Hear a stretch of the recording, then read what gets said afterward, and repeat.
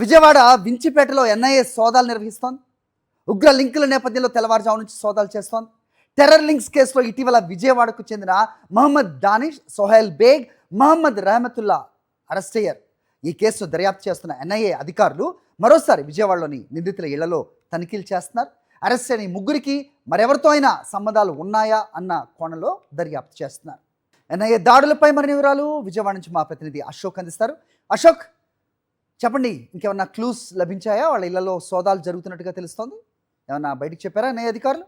హరి, ప్రస్తుతం ఎన్ఐఏ అధికారులు అయితే కూడా తనిఖీలు చేస్తున్నారు. ఏదైతే ఈ తనిఖీలు చేస్తున్న వించిపేటలో మనం ఉన్నాము, ఈ బిల్డింగ్లోనే ఎవరైతే గతంలో ఇక్కడ స్థానిక పోలీసులు ఎవరైతే ఈ ఉగ్రవాద కథలకు సంబంధించి ముగ్గురిని అదుపులోకి తీసుకున్నారో వారికి సంబంధించిన ఇళ్ళు ఇక్కడ ఉన్నాయి.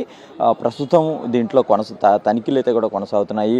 గతంలో డానిష్, అలాగే రహమతుల్లా, అలాగే సోహెల్ బేగ్ ముగ్గురిని కూడా అప్పుడు అదుపులోకి తీసుకున్నారు.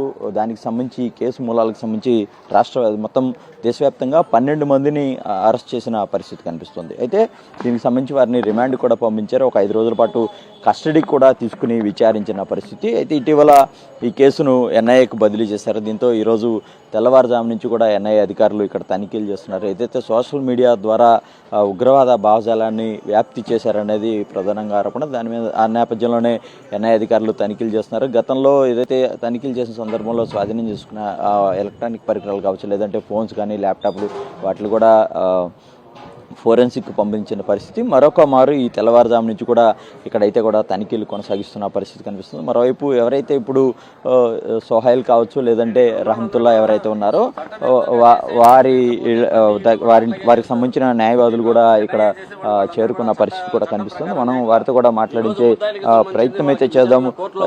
ఏం చెప్తున్నారు? ముగ్గురు కూడా గత మార్చి నుంచి కూడా 90 రోజులు దాటిపోయింది. వాళ్ళ పిల్లలు వాళ్ళు కూడా ఇచ్చేసి, దాంట్లో ఒక తండ్రికి ఆయనకి పెరాలసిస్ స్ట్రోక్ వచ్చింది.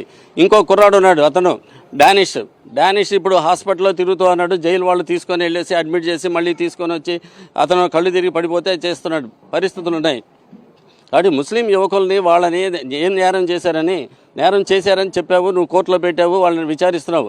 బట్ ఈరోజు తల్లిదండ్రుల మీద తీసుకొని రావాల్సిన అవసరం ఏంటి? ఇప్పుడు 5:30 నుంచి ఆల్రెడీ ఇంతకుముందు చర్చలు చేశారు, ఈ ఇళ్ళని వెతికారు. ఎంత ఉన్నాయండి వాళ్ళ రూమ్స్, అవన్నీ కూడా ఏమున్నాయి? దారిద్ర్యం అంతా కూడా కనిపిస్తుంది వాళ్ళ ఇళ్లలో. ఏం వెతుకుతారు వాళ్ళు? ఏమీ లేదు. ఇప్పుడు తీసుకొచ్చి పెడతారు. ఇప్పుడు వాళ్ళ దగ్గర నుంచి సిమ్ కార్డ్స్ అన్నీ కూడా తీసుకున్నారు. మీ అందరికీ తెలియాలి. తల్లిదండ్రుల దగ్గర నుంచి ఇప్పుడు మొన్న వాళ్ళని బెదిరించి తీసుకొని వెళ్ళి షాపులకు తీసుకెళ్ళేసి వాళ్ళు సిమ్ కార్డులు కొని దాంట్లో ఇప్పుడు వీడియోలు అన్నీ ఇచ్చేసి ఇప్పుడు మళ్ళీ తీసుకొని వెళ్ళి ఇప్పుడు అక్కడ పెట్టడానికే తీసుకొని వెళ్ళారు. ఇంతకుముందు సెర్చ్ చేసింది ఇప్పుడు ఏమైంది? మళ్ళీ ఏం దొరుకుతుంది ఇక్కడ? కాబట్టి వాళ్ళని కుట్రదారులుగా, వాళ్ళని టెర్రరిస్టులుగా, ముస్లిమ్స్ ఇది అని చూపించడానికి చేసే ప్రయత్నం. కానీ ఒకవైపు దళితుల మీద ఊపాలు పెడుతున్నారు, ఒకవైపు ముస్లిం మీద ఊపాలు పెడుతున్నారు. మీరు పెడితే చట్ట ప్రకారం చేయండి, చట్టానికి కొన్ని ఉన్నాయి. కానీ ఇప్పుడు చట్ట వ్యతిరేకంగా ఇది చేసి ఉదయం 5:30 నుంచి చేస్తే లాయర్లు లోపల పోనీరా, మాట్లాడినారా? ఇది మేము రూల్స్ ప్రకారం చేస్తున్నామని మాకు చెప్పరా? వాళ్ళు ఒక్కళ్ళు కూడా కదలరు. వాళ్ళు డ్యూటీ చేస్తున్నారా, ఏం చేస్తున్నారో అసలు మాకు అర్థం కాదు. అక్కడ పైన ఆఫీసర్ ఉన్నాడు, లాయర్లను అనుమతించాలా? మేము ఇది చేస్తున్నాము, మేము చట్ట ప్రకారం చేస్తున్నాము, ఈ ప్రొసీడింగ్స్ లాయర్లకు చెప్పాల్సిన అవసరం ఉంది కదా. అందుట్లో ఇవాళ వాయిదా ఉంది. ఇవాళ మేము కోర్టుకు వెళ్తున్నాం. ఆ ముద్దాయిల తరపున వాళ్ళకి రిమాండ్ ఎక్స్టెన్షన్ ఇవ్వాలి ఇవాళ.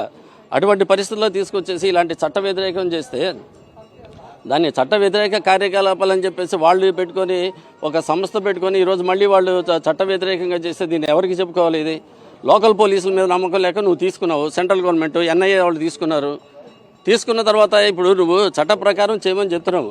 నీకు గ్రౌండ్స్ ఉంటే చేయమని చెప్పాము. పిల్లల్ని అయితే ప్రస్తుతం మనం చూస్తే ఈ రోజు ఏదైతే ఈ రిమాండ్ ఎక్స్టెన్షన్ అనేది ఉంది, దీని నేపథ్యంలో లాయర్లు కూడా ఇక్కడ చేరుకున్నారు. అయితే ప్రధానంగా ఎవరైతే ఈ ముగ్గురు ఉన్నారో వీరికి సంబంధించి గతంలోనే ల్యాప్టాప్లు కావచ్చు, లేదంటే సెల్ ఫోన్లు ఇవన్నీ కూడా స్వాధీనం చేసుకుని ఫోరెన్సిక్ పంపించిన పరిస్థితి.